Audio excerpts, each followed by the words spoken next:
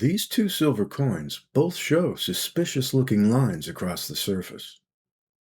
One is actual damage.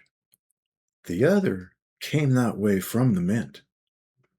Now, if you were buying one of these two coins, which one would make you nervous?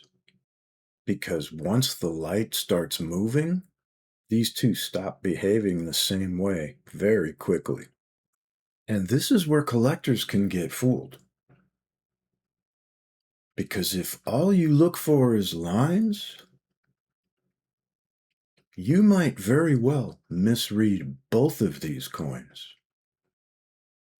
This is what damaged surface behavior looks like. Bright, shiny, reflective, almost like chrome.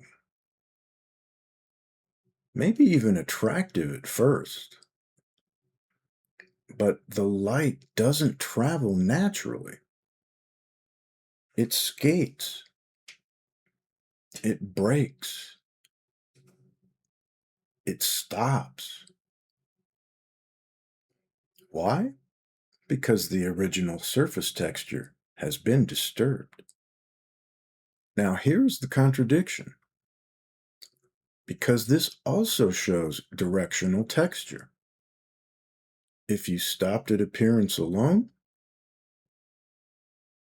you might call this damage too. Let's get closer. This is post-mint damage. Directional abrasion.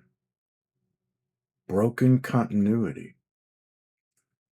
A surface that does reflect light, but it no longer carries it correctly. Now compare that to this.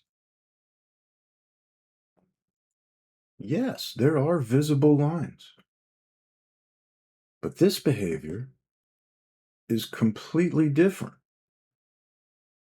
This texture was created at the mint. The die that struck the coin created it. And despite the directional appearance, the surface still carries healthy luster. That's the difference. So if your answer changed, good, because the point was never just identifying lines. It was understanding what those lines actually mean. Not every suspicious-looking texture is damage. And not every shiny surface is healthy.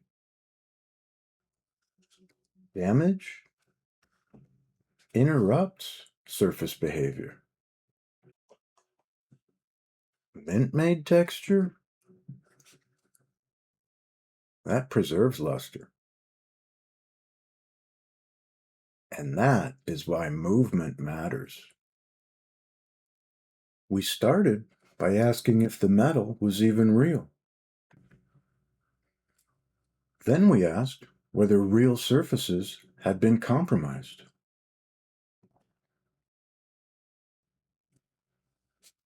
But now we've crossed into something a little bit more subtle.